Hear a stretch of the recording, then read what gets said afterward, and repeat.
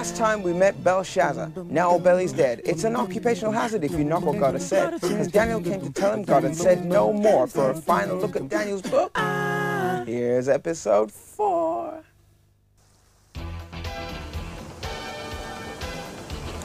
Now, Darius was a very different kind of king to Belshazzar. The first thing that he did was not to build a statue of gold or to throw a party. No. The first thing that he did was to divide the kingdom up into 120 neat and tidy sections so that each could be administered efficiently and properly. All we need here is a bit of management structure. Once we get that sussed, the whole thing will go just tickety-boo. Good morning, everybody. I'm just going to talk you through the salient points of the new system. Right. As you see, we have 120 different administrative units, and over them we'll have 120 section chiefs. Over them we'll have 3 presidents. These are key appointments, as they will make most of the daily decisions. Over them we have, of course, myself. Any questions, team? Guess what? Daniel was one of those 3 new presidents.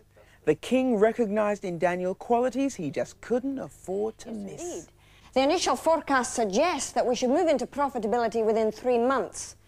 I need hardly remind you, this represents a complete reversal in current trends. The resources of the Empire of Babylonia are vast, but years of mismanagement... Excuse me. Yes, Patricia? Uh-huh. Uh-huh. Is that so?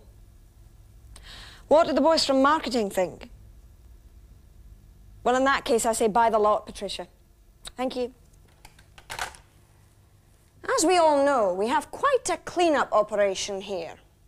Those of you who held posts in the last regime will need to make careful study of the document entitled New Management Practice in your portfolios. Thank you all.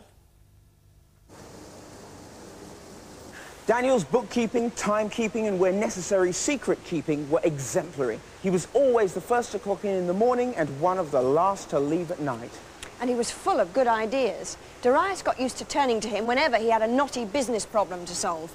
Daniel, I was wanting to ask you about that consignment of grain we've had in from Ur. Most importantly, Daniel was honest, and he hadn't been involved in the old corrupt regime of Belshazzar. So the king trusted him, and he came to rely on Daniel to oversee the work of the section chiefs. Daniel had to weed out errors and fraud and make sure that no one took advantage of the system. As you can imagine, this was a tough job, but Daniel excelled in it. God had made Daniel so exceptional that the king wondered whether it would be worth promoting him above the other presidents. That would mean he'd be virtually running the whole kingdom. Well, that might not be such a bad thing. But as you can imagine, this was not a popular move with the other presidents. Or for that matter, with the section chiefs. The last thing we want is old goody two-shoes running the show. That's right, you'll spoil it for all of us, but the king trusts him. We can't do anything about it. Got any bright ideas? I tell you what we need? Yeah? We need some incriminating evidence against that boy. What, you mean something that shows he's not impervious to the odd bribe himself? Let's get him. Okay. We will meet as arranged. All right. Later. Bye. But, try as they would, the plotters found nothing.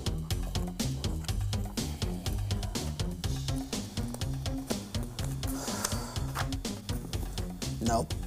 This guy's squeaky clean. We'll never! Shh. We'll never find anything to convict this guy. He does everything by the book. That's it. The book. That stuff he's always reading about his old god back home. That's what we used to frame him. I don't get it. His religion, dummy. If you can't pick on a guy for being wrong, you pick on him for being different. It works almost as well.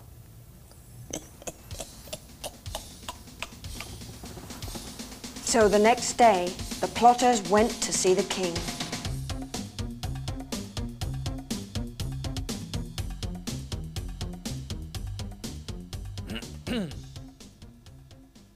Oh, your most marvelous majesty.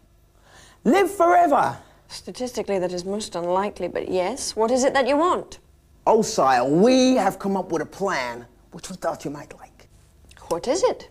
Well, sir, we propose that your majesty make a law. We know your majesty likes making laws. Nice, neat laws that tidy up everything wonderfully. This law could under no circumstances be repealed. See paragraph B, subsection 2, page 399 of the regulations for the laws of the Medes and Persians.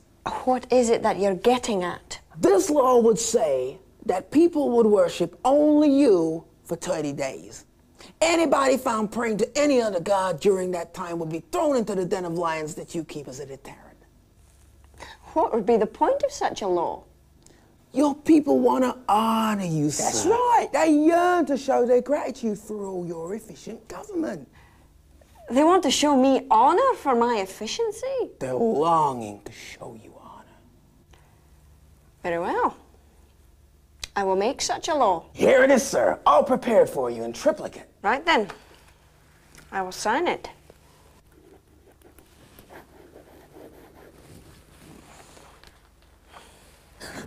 Very good, sir.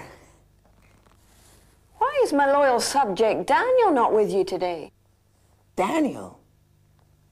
Well, what do you know? I just haven't seen him. That's funny. Neither have I. I wonder where he can be. Let it pass. Dismissed. And so the king played right into the plotter's hands. When Daniel heard of the law which said he must pray only to the king, when Daniel heard of the law which said he must pray only to the king, he went home and he prayed to God, and he thanked God for all his goodness. and this is where the plotters found him.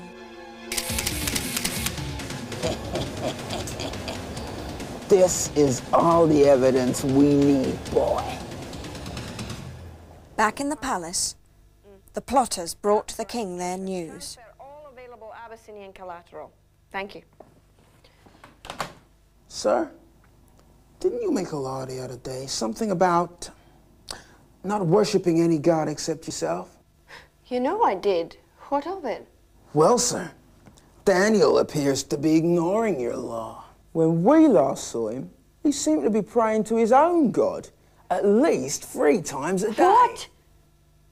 You tricked me.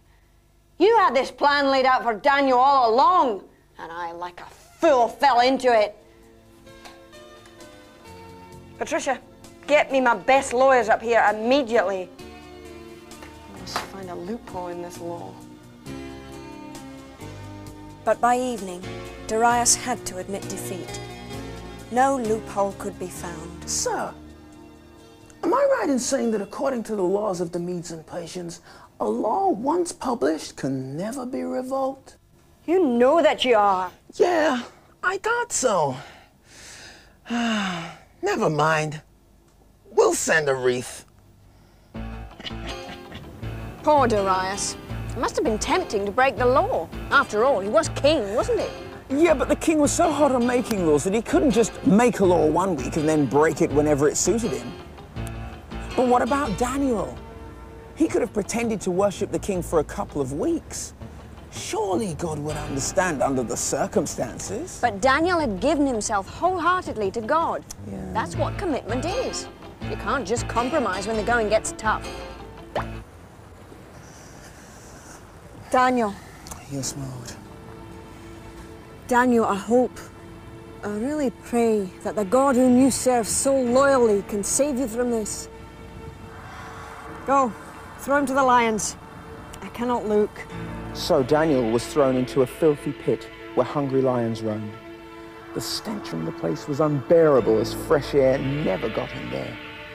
And just the growling of the starving beasts alone was enough to make the hair on the back of your neck stand on end.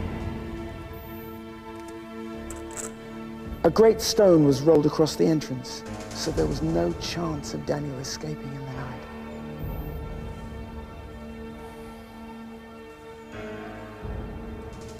The king went back to his palace. But he couldn't eat or sleep.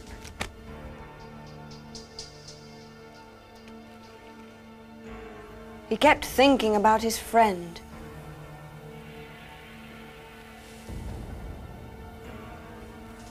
And he thought about what a fool he'd been to let the plotters take him in. As the first sight of dawn came, the king hurried to the lion's den.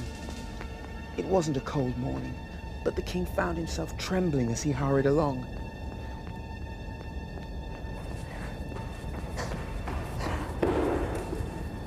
As Darius reached the entrance to the pit, he almost lost his nerve. Oh, I must be crazy. How can I have hope for anyone to survive the night in there? He knew that when he shouted out, if silence followed, there was no hope left for his friend. But sooner or later, he had to do it. Daniel! Are you in there? Daniel! Servant of the living God! Has your God whom you serve continually been able to rescue you from the lions? Darius waited, and he waited. Then, Good morning, Your Majesty. Daniel! You're here! You're alive! Oh! well, my God sent an angel to close the mouths of the lions. The poor things, they couldn't even touch me. Are you sure you're all right? Let me... Not even slightly chewed? Not so much as sucked, Your Majesty.